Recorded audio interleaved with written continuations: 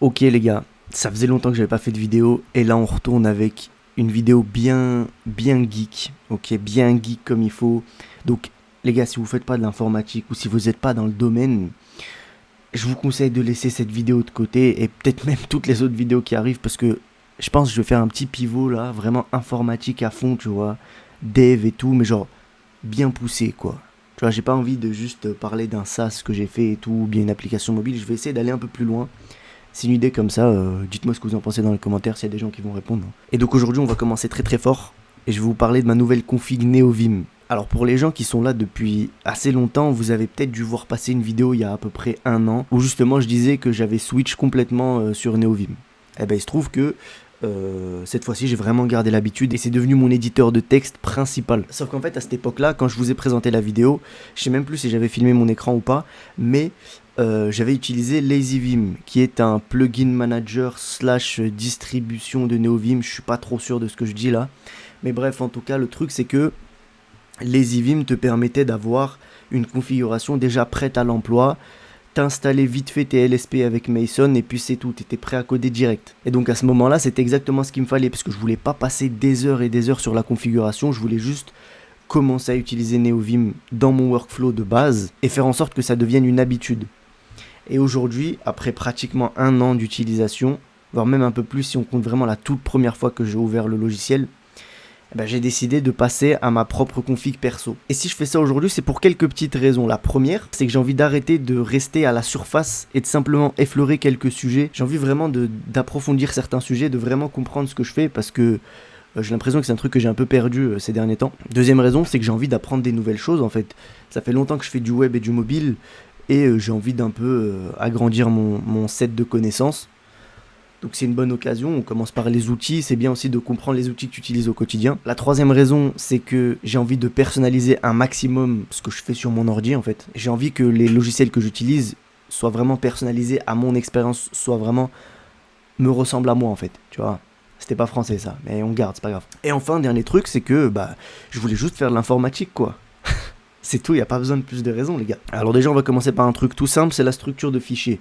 Faut savoir que toute la config NeoVim est dans le dossier courant /.config/NeoVim. Donc c'est l'endroit par défaut où se situe notre config. Et donc là-dedans on a plein de petites choses. On peut voir qu'on a un petit fichier init.lua. Donc Lua en gros c'est le langage qui est utilisé pour pouvoir configurer NeoVim en fait. Je crois que c'est l'un des langages les plus récents parce que avant quand on était encore sur Vim c'était autre chose. Je sais plus exactement ce que c'était, mais bref, aujourd'hui c'est Lua. Et en fait, c'est un langage très simple. Hein. Donc, on a un init.lua, donc c'est ce qui va nous permettre de lancer toute la config. En fait, ça, c'est le fichier de base.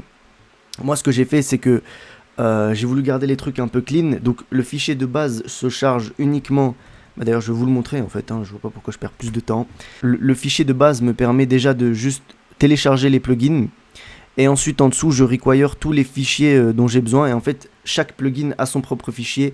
Et ce fichier contient toute la personnalisation. Parce que sinon, si j'avais tout mis dans le fichier init.lua, ça aurait fonctionné. Mais c'est pas très clean, quoi. Je me serais retrouvé avec un fichier avec je sais pas combien de centaines de lignes. Donc j'ai voulu garder les trucs un peu propres. Donc on a quand même une petite structure de fichier en fait. C'est comme un projet React ou Symfony ou quoi, tu vois. Donc c'est pas mal, on dirait vraiment qu'on fait de l'informatique, quoi, c'est dingue. Donc au niveau des plugins, on reviendra sur ça plus tard. Là on va plutôt se concentrer sur la config. Donc typiquement la config, elle est dans /lua/config. Et dedans on a 3 fichiers principaux plus un petit fichier SaveTeam qui me sert de juste stockage entre guillemets du thème actuel. C'est peut-être pas la façon la plus clean de le faire, mais écoutez, ça fonctionne, on n'est pas non plus... voilà quoi. Hein. Donc, le premier fichier, c'est mappings. Donc en gros, mappings, il y a beaucoup de choses dedans, il y a vraiment beaucoup de choses, il y a 108 lignes. Les mappings, comme son nom l'indique, en fait, c'est juste les key maps, donc les raccourcis clavier, ouais, c'est ça, les raccourcis clavier de NeoVim. Donc en fait, la définition est très simple. Donc la fonction a 3 paramètres. Le premier, c'est le mode. Donc sur NeoVim, on a 4 modes, je crois, normal, visual, insert et bloc visual. Je crois qu'il doit y en avoir d'autres, mais bref, ça c'est les modes principaux. Et donc en fait, tu peux définir des commandes pour chaque mode. Là, la plupart sont des commandes pour le mode normal, donc le mode dans lequel on est maintenant.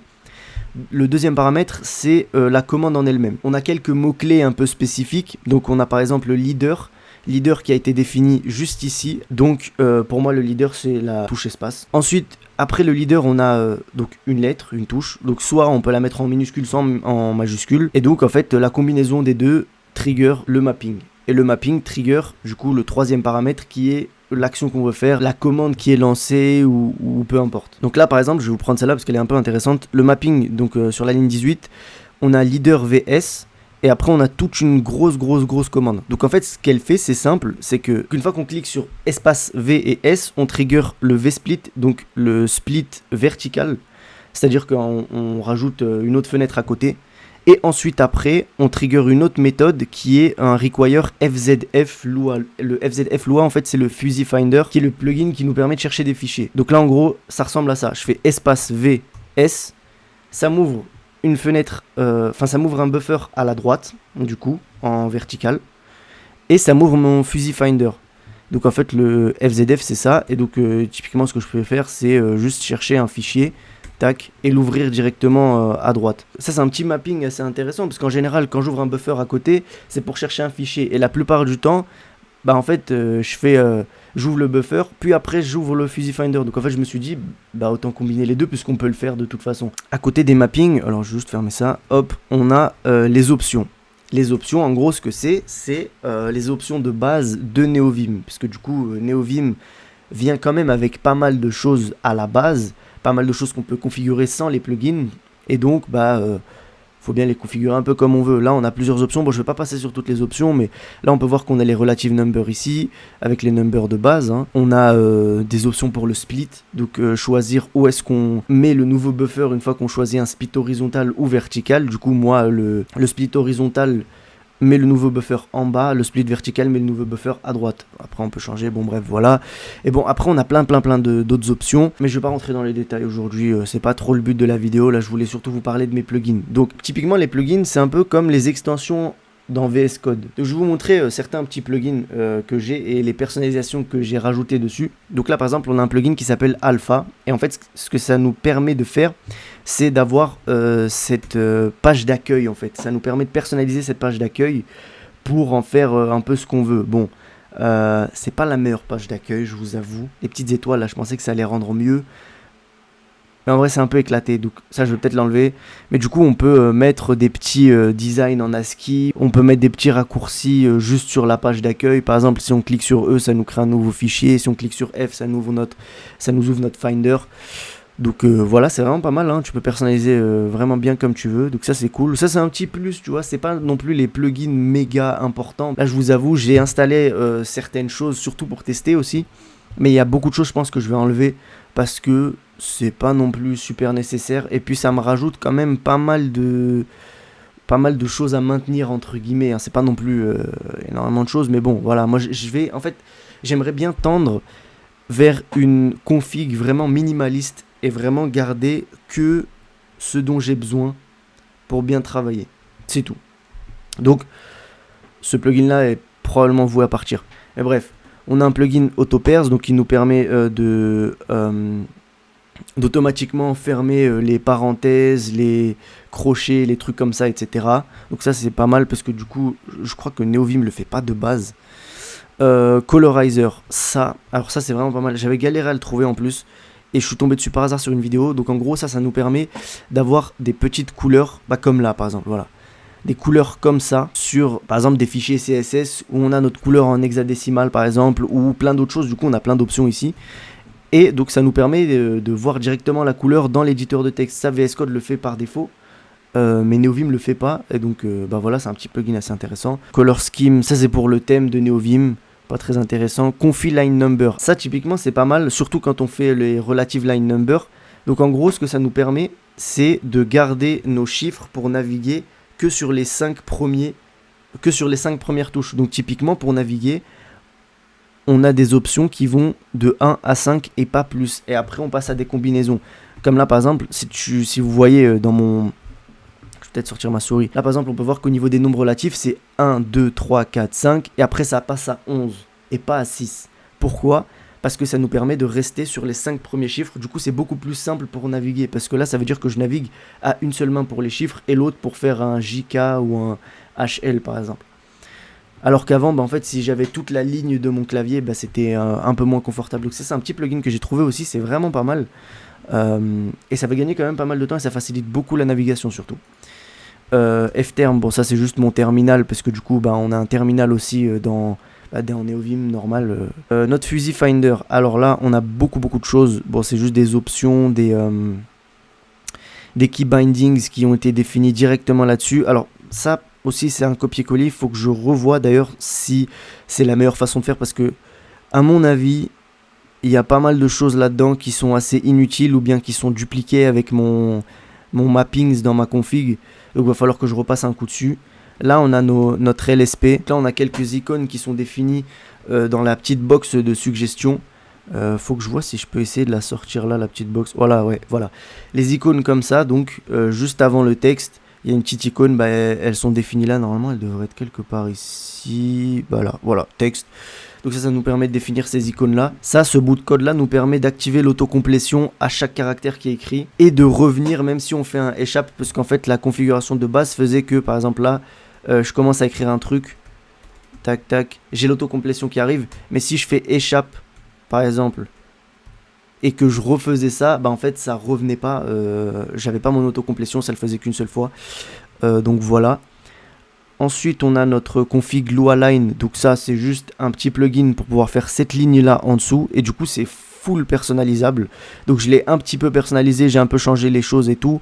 En gros, ça fonctionne avec des sections. Donc 6 sections, A, B, C, X, Y, Z. Donc en fait, on a 3 sections à gauche, 3 sections à droite. Et donc tu définis ce que tu veux dans chaque section. Je l'ai un peu personnalisé, mais j'ai pas encore terminé. Il faut vraiment que je me penche dessus et que je lise la doc pour mieux faire ça, parce qu'en fait ça nous fait une espèce de line un peu classique hein, qu'on a dans LazyVim par défaut. Donc ça typiquement c'est un truc qu'il faut absolument que je change parce qu'en vrai j'aime pas de ouf. MKDN Flow, ça nous permet d'avoir un espèce de mini système comme Obsidian mais dans NeoVim pour mes markdown. Donc typiquement ça facilite pas mal la navigation, la création de fichiers, etc. C'est surtout pour ces deux choses là que je l'ai téléchargé et je pense que c'est un peu overkill parce que ça nous permet de faire beaucoup de choses. Mais donc moi j'en ai besoin juste pour faciliter la navigation et la création de fichiers directement. En fait ce que je voulais moi c'était par exemple arriver dans un fichier markdown et faire un lien wiki donc avec les deux crochets et directement cliquer dessus et arriver sur le fichier et faire en sorte que ça me le crée automatiquement. Donc c'est clairement overkill parce que ça permet de faire beaucoup plus de choses que je n'utilise pas et que je ne pense pas utiliser. Donc ça c'est probablement un de mes prochains projets, peut-être, j'en sais rien, dans lequel je vais retirer ce plugin et peut-être développer mon propre plugin juste pour faire cette petite fonctionnalité là. À mon avis ça devrait pas être trop compliqué, mais bon j'en sais rien parce que j'ai jamais fait ça. Mais à mon avis ça peut être un bon petit projet qui change du web du coup et qui me fera toucher à autre chose. Donc voilà. NVM lint, bon c'est juste un linter classique. NVM tree, c'est pour avoir ce petit tree ici qui est ma foi assez cool hein. Je l'utilise pas mal. Render markdown, donc ça nous permet de render le markdown directement dans le terminal et c'est vraiment pas mal parce que, enfin dans NeoVim plutôt, et ça c'est vraiment pas mal parce que tu peux définir des petites choses comme par exemple des icônes. Donc si tu mets un lien web dans un fichier markdown, ça va lui mettre un petit icône. Ici on a des petits call-outs qui nous permettent de toujours un peu render le machin et tout là. Le machin, purée. Le markdown, donc typiquement voilà, ça ressemble à ça. Donc ça c'est un markdown qui a été render. Là c'est pas render, donc c'est le markdown de base. Et en fait une fois qu'il est render, bah, tu peux définir plein de petites choses comme ça. Si par exemple ici on met un lien, tu vois, on va mettre https : hop, on va mettre YouTube. Ah, je sais pas si on a la définition du YouTube ou pas. Tac. On n'a pas YouTube. Comment ça se fait qu'on n'a pas YouTube ? Tiens, Wikipédia. Oh là, le render ne marche pas là. On a un petit souci. Tac. YouTube.com. Ouais, normalement c'est censé nous définir ça. Je sais pas pourquoi ça marche pas. Il doit y avoir un souci dans mon URL. Ah, ça a pas l'air, hein. Ah, pourquoi ça marche pas ? Oh là là, à chaque fois je me trompe. C'est toujours la même chose, c'est dingue. Ça se voit que j'ai pas l'habitude de faire beaucoup de markdown. Tac, hop. J'inverse toujours les deux en fait. https : tac. Voilà. Là c'est mieux. Donc ça nous permet de faire des petits icônes comme ça, de render les textes, les titres aussi, et de render, enfin plein de petites choses. Et c'est vraiment pas mal du tout. Donc voilà, on a notre tricitter qui nous permet qui nous permet de process tout notre langage. C'est pas le bon mot, process n'est pas le bon mot. Mais donc typiquement c'est ce qui nous permet de avoir nos petites couleurs sur sur nos mots-clés, sur nos fonctions, etc. Donc voilà, on a Twilight qui est un petit... bon ça c'est un peu un truc de merde, tu vois, que je vais sûrement supprimer parce que bah, c'est ce que je disais tout à l'heure, c'est encore un petit plugin surtout pour tester qui était assez cool mais qui va rien m'apporter. Donc typiquement, j'ai un raccourci, leader L, et ça me permet de cacher tout le reste du code et d'avoir une petite partie focus qui est une dizaine de lignes. Voilà, donc on a le focus qui change en fonction de notre navigation, quoi. Bah, ça sert pas vraiment à grand chose, hein, donc ça je pense que je vais tellement le supprimer de ouf, ça me sert à rien du tout. Et on a Witchkey qui est encore un gros fichier, mais qui est vraiment pas mal parce qu'en fait ça nous permet d'avoir ce petit truc là que vous voyez depuis tout à l'heure, un mini manuel d'utilisation qui nous permet de répertorier tous nos mappings. Donc on peut définir une petite description pour des mappings. On peut rajouter des petites icônes et tout, et si on n'a pas de description ou quoi, normalement ça met la commande directement en fait. Et donc voilà, ça c'était ma config. Là, comme vous pouvez le voir, mon terminal est un peu spécial parce que du coup il a une couleur un peu bizarre parce qu'en fait on voit le fond. Donc j'ai un petit truc, bah ça c'est sûr que c'est de l'IA, c'est un peu une inspiration en mode La Nuit étoilée de Van Gogh je crois. Et je l'ai trouvé sur Pinterest, mais ça c'est de l'IA de ouf. Le truc c'est que ma fenêtre de terminal, donc Ghosty, est transparente. Et donc ça permet d'avoir un espèce de petit style comme ça. Maintenant si je fais un commande F donc pour pour passer en plein écran, là je suis en mode terminal full black et tout. Ça c'est vraiment stylé d'ailleurs, j'aime beaucoup comme ça aussi. Mais donc voilà, j'aime bien le petit fond un peu transparent comme ça qui est vraiment pas mal. Ça je l'avais fait je l'ai défini dans ma config, dans ma config Ghosty qui est vraiment pas mal aussi parce que j'ai découvert que je pouvais personnaliser mon terminal à fond, mais genre un peu comme Neovim, donc dans un fichier de config et tout. Donc je m'étais plongé dans la doc et c'est vraiment pas mal. Donc bah voilà, rien de plus, c'est juste de la config un peu classique. Ah oui, ce que je voulais dire aussi, au niveau de ma config Neovim, j'utilise donc pour les LSP, j'utilise Mason. Au début je voulais pas l'utiliser parce que du coup j'essayais d'utiliser le moins de choses possible et utiliser un seul package manager, même si Mason c'est pas vraiment un package manager mais c'est juste bon, c'est un peu dans le même délire quoi. Donc je voulais ne pas l'utiliser mais au final bon je l'utilise, tu vois. Donc j'ai mes LSP ici qui sont pas parfaitement config pour le JavaScript parce que j'ai encore des petits soucis à ce niveau là, donc il va falloir que je m'y replonge. Mais au niveau de mon package manager de base, donc pour tous ces plugins là, j'utilise Vimpack. Donc à la base c'est pas ce que j'utilisais. À la base j'utilisais Vimplug, donc qui était un plugin manager que je devais installer à côté, etc. Sauf qu'en fait en me renseignant un peu, j'ai vu que dans la dernière version de Neovim qui est la 0.12, le plugin manager par défaut et qui était déjà préinstallé, c'était Vimpack. Donc en fait j'ai fait une petite migration, ça m'a vraiment pris 10 minutes, même pas, hein, le temps de lire la documentation et de voir les différences, mais c'est globalement la même chose. Donc en fait je me suis dit, tu sais quoi, tant qu'il y a un plugin manager par défaut, autant l'utiliser, hein, ça sert à rien de réinstaller un truc à côté en plus. Et puis voilà, donc vidéo assez dense quand même, ça fait 30 minutes que je tourne, purée. Je sais pas si je vais tout garder, mais voilà. Première vidéo de mon retour les gars, dites-moi ce que vous en pensez et restez un peu à l'affût, restez connectés parce que du coup je vais bombarder les vidéos, enfin pas bombarder genre plein de fois par semaine, mais je vais essayer d'être régulier parce que c'est ce qui manque sur cette chaîne YouTube. Donc on va essayer d'être régulier et surtout on va se concentrer sur un seul sujet qui est l'informatique, mais l'informatique à fond, pas forcément que de l'informatique, mais ça sera principalement ça. Et je vais essayer de faire des choses différentes un peu que seulement du web ou seulement du mobile ou seulement des SaaS et des trucs comme ça, parce que c'est ce qu'on voit tout le temps maintenant aujourd'hui. Et pour être honnête, bon, il y en a un peu marre, même moi j'en ai marre. J'ai envie de faire de l'informatique un peu comme t'as à l'époque. Voilà, un peu comme t'as à l'époque. Des vrais trucs de geek recodés à la main. Bah, ça fait longtemps que je recode à la main maintenant. Mais vraiment juste comprendre ce qu'on fait, essayer de faire des trucs bien, essayer de faire de l'ingénierie informatique. Voilà. Voilà ce qu'on va faire. On se retrouve pour la prochaine vidéo la semaine prochaine. C'était pas très français, ma phrase était mal structurée, mais c'est pas grave. Peace.